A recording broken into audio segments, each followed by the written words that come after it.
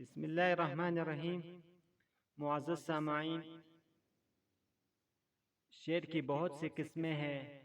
ارسطو نے لکھا ہے کہ میں نے شعر کی ایک عجیب قسم دیکھی جس کا رنگ سرخ تھا اور اس کا چہرہ انسان کے چہرے کے مشابہ، اس کی دم بچھو کے دم کے مانند تھی۔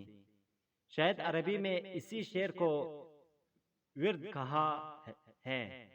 اسی قسم کا ایک دوسرا شعر بھی ہے جس کی شکل گائے کی شکل سے ملتی جلتی ہے اور اس کے کالے سنگ ہوتے ہیں جو ایک بالش کے برابر ہوتے ہیں۔ حیوانات کے ماہرین نے لکھا ہے کہ شیرنی کے بچہ دینے کا عجیب طریقہ ہے۔ شیرنی گوشت کا ایک بے حس حرکت لوتڑا ڈال کر 3 دن تک نگرانی کرتی ہیں، پھر شیر اس ٹکڑے میں پھونک مارتا رہتا ہے تھا آنکھیں اس میں روح پیدا ہوتی ہیں۔ بعد میں اعضاء وغیرہ بننا شروع ہوتے ہیں، پھر وہ لوتڑا شکل و صورت اختیار کر لیتا ہے اور شیرنی اسے دودھ پلا کر پرورش کرتی ہے۔ پھر بچہ 7 دن کے بعد آنکھیں کھول کر اس عالم کا مشاہدہ کرنے لگتا ہے۔ بچے کی نشو و نما میں تقریباً 6 ماہ لگ جاتے ہیں۔ اسی دوران بچے کو اس کے ماں باپ حیوانی تربیت دے کر خود کفیل بنا دیتے ہیں۔ شعر کی خصوصیات: ماہرین کہتے ہیں کہ شعر بہت سی ایسی صفات رکھتا ہے جو دیگر جانوروں میں نہیں پائی جاتی۔ یہاں اس کی بعض خوبیوں کا تذکرہ کیا جاتا ہے کہ شعر بھوک کی حالت میں صبر کرتا ہے، پانی کی حاجت بہت کم محسوس کرتا ہے۔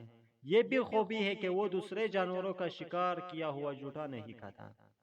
اگر شکار کرتے ہوئے اس کا پیٹ بھر گیا تو بقیہ اسی جگہ پر چھوڑ دیتا ہے، پھر دوبارہ اس پر نہیں آتا۔ جب اسے شدید بھوک لگتی ہے تو بدخلق ہو جاتا ہے، لیکن جب شکم سیر ہوتا ہے تو سدھ جاتا ہے۔ شیر کتے کا جھوٹا پانی کبھی نہیں پیتا۔ شیر کی خصوصیات یہ ہے کہ وہ شکار کو بغیر چبائے ہوئے اپنے اگلے دانتوں سے نوچ نوچ کر کھاتا ہے۔ اس کے منہ میں لعاب کم آتا ہے، یہی وجہ ہے کہ اکثر اس کا منہ گندا رہتا ہے۔ شیر کا نمایاں وصف یہ ہے کہ وہ نہایت بہادر اور دلیر ہوتا ہے، لیکن اسی کے ساتھ ساتھ اس میں بزدلی اور جبن بھی پایا جاتا ہے۔ شیر کی بہادری اور جرأت سے تو سبھی لوگ واقف ہیں، اب اس کے کچھ بزدلی بھی ملاحظہ فرمائیں۔ سب سے پہلے یہ کہ شیر مرغ کی آواز سے گھبرا اٹھتا ہے، سلپچی کی کنگ سے خوف محسوس کرتا ہے، بلی کی خوفناک آواز سے بھی ڈر جاتا ہے، آگ کے دیکھنے سے حیران ہو جاتا ہے۔ شیر کی شرافت، شیر کی گرفت نہایت مضبوط ہوتی ہے، وہ کسی درندے سے الفت نہیں رکھتا، اس لیے وہ ان کو اس لائق نہیں سمجھتا کہ وہ درندے اس کے کسی حملے کا جواب دے سکیں گے۔ اگر اس کی کال کسی چیز پر رکھ دی جاتی ہے تو اس سے بال آہستہ آہستہ جھڑکنے لگتے ہیں۔ وہ کوشش کے باوجود اگر کسی حائضہ عورت کے قریب جانا بھی چاہتا ہے تو نہیں جا پاتا۔ شیر ہمیشہ بخار میں مبتلا رہتا ہے، وہ طویل العمر ہوتا ہے۔ کبر سنی اور بڑھاپے کی علامت یہ ہے کہ دانت گرنے لگتے ہیں۔ ابن سبع السبتی نے حضرت عبداللہ بن عمر رضی اللہ تعالیٰ عنہ سے ایک واقعہ نقل فرمایا ہے کہ آپ ایک مرتبہ کسی سفر میں تشریف لے جا رہے تھے تو گزر ایک ایسی جماعت پر ہوا جو سستا رہی تھی۔ آپ نے ان لوگوں سے ان کی خیریت معلوم کی، فرمایا کیا تم لوگوں کے ساتھ کوئی حادثہ پیش آیا کیا ہے؟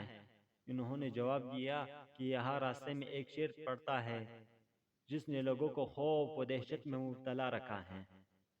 یہ سن کر آپ سواری سے اترے اور شیر کے قریب جا کر اس کے کان پکڑ کر راستے سے ہٹا دیا، پھر فرمایا جناب رسول اللہ صلی اللہ علیہ وسلم نے تیرے بارے میں بالکل سچ فرمایا ہے کہ واقعی تجھ کو ابن آدم پر ان کے غیر اللہ سے ڈرنے کی وجہ سے مسلط کر دیا گیا ہے۔